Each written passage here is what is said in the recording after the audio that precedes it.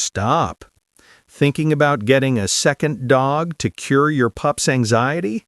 You might want to put that adoption application down, because that friend often becomes a nightmare. Welcome back to Dogpania.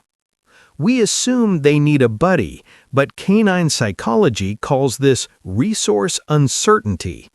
Essentially, you are the resource, and a new dog isn't a friend, it's competition. This actually increases stress rather than fixing it. So before you double your trouble, let's dive in right now. The dream of a playmate. Have you ever looked at your dog while you're getting ready for work, seen those sad puppy dog eyes, and felt your heart just break a little? We have all been there. You leave the house and the guilt sets in. You imagine them sitting by the door waiting for you to come back, lonely and bored. Naturally, the solution seems so obvious, doesn't it? Get them a friend. I remember when I first had this thought. I pictured my anxious dog frolicking in the backyard with a new best buddy, tiring each other out and snuggling together on the couch while I was away.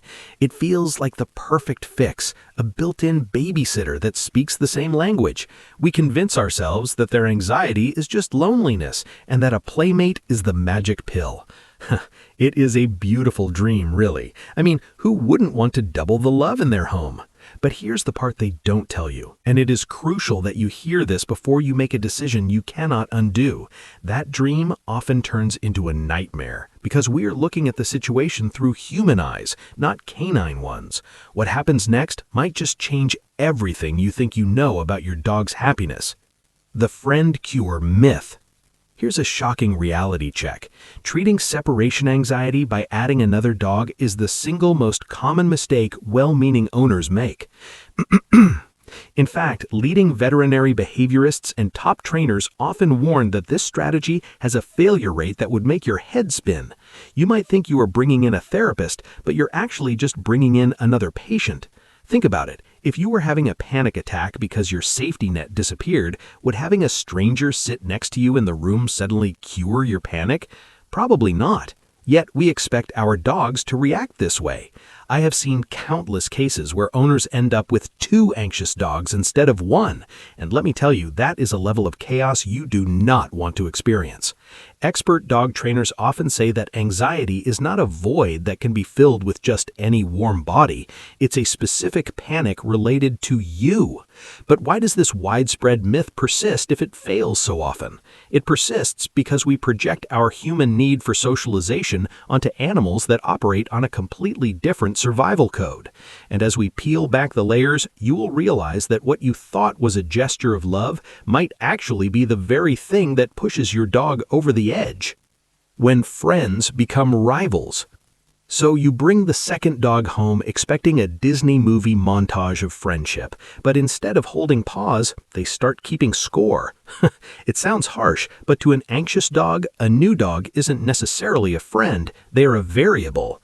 You see, dogs don't rationalize friendship the way we do. We think, oh look, a brother. They think, who is this and why are they touching my stuff? This shift from perceived loneliness to active competition is subtle at first. You might notice your first dog blocking the hallway, or rushing to the food bowl faster, or, and this is the big one, positioning themselves between you and the new dog. I learned this the hard way when my lonely dog started growling every time the friend got too close to the sofa. The dynamic changes instantly. You are no longer just an owner, you are the prize they're vying for. It's fascinating, yet terrifying, how quickly the atmosphere in a home can shift from peaceful to political. And this rivalry sets the stage for a psychological trigger that is the root cause of the problem, something scientists call a very specific and stressful name. Defining resource uncertainty. This is the technical term that changes everything. Resource uncertainty. If you take one thing away from this, let it be this concept. In the world of animal psychology, stress is often driven by the unpredictability of resources. Now, you might be thinking, but I feed them plenty of food. But here's the twist. You are the resource. Your attention, your affection, and your presence are the most valuable commodities in your dog's life. According to the core facts of attachment theory, when you introduce a second dog, you are effectively cutting that primary resource in half and making access to it unpredictable. Imagine if your boss suddenly hired someone else to sit at your desk and told you that you now have to compete for your paycheck every day. You wouldn't feel comforted, you would feel stressed out of your mind.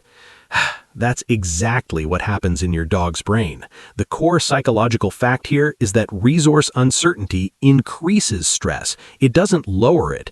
Instead of feeling safer, your anxious dog now has to wonder if this new intruder is going to steal their safety net. It creates a low-level buzz of anxiety that never really goes away. And you won't believe how this biological stress response manifests when you leave the house. How stress multiplies, not divides. We tend to think that anxiety shared is anxiety halved, right? Wrong. In the canine world, anxiety is contagious. There's a phenomenon often referred to as Littermate Syndrome, which can happen even with unrelated dogs, where they bond so closely that they feed off of each other's neuroses. Or worse, your anxious dog teaches the new dog that the world is a scary place. It is a domino effect. One dog paces, so the other paces. One howls, and suddenly you have a chorus. You wanted to fix the problem, but you have unknowingly created an echo chamber of stress. The viral trigger here is the realization that emotions in a pack travel faster than you can say sit. You're not just dealing with one dog's issues anymore, you're managing a collective panic attack. And the saddest part?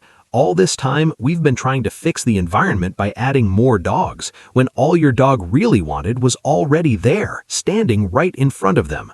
You are the primary resource. It hurts to hear this, but it was never about the other dog. It was always about you. Your dog's separation anxiety is rooted in their attachment to you as their secure base. You are their safety, their confidence, and their world. When you leave, that world crumbles.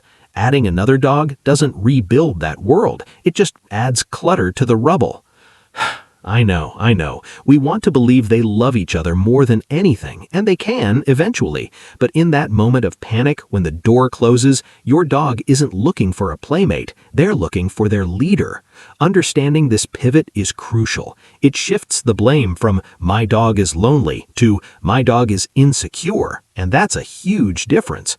It means the solution isn't at the shelter, it's in your daily routine. Realizing that you are the high-value resource they're fighting for helps you see why the second dog didn't work. But don't worry, it's not hopeless. There is a way out of this, but it requires doing the exact opposite of what your instincts are telling you to do. Fixing the first dog first. The hard truth is this: you have to fix the first dog before you even think about getting a second. It's like trying to run a marathon with a broken leg. You're just going to hurt yourself more.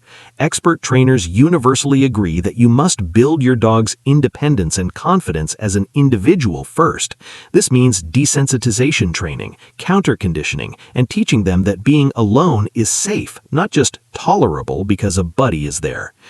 I know, it's not the quick fix we all want. We want the magic pill. We want the get a second dog solution to work because it's easier than months of training. But looking back, every successful multi-dog household I know started with one stable, confident dog. If you skip this step, you're building a house on a cracking foundation. So before you browse those adoption sites, ask yourself, is my current dog ready to share me? If the answer is no, then the kindest thing you can do is wait, because once you nail the training, adding a second dog becomes the joy it was always meant to be, not the bandage it was never designed to be. The truth is, you can't outsource your dog's security to another animal. Remember, applying just one insight from today's video on resource uncertainty could make a real difference. Let me know what you'd love to learn next. Don't forget to subscribe to DogPedia.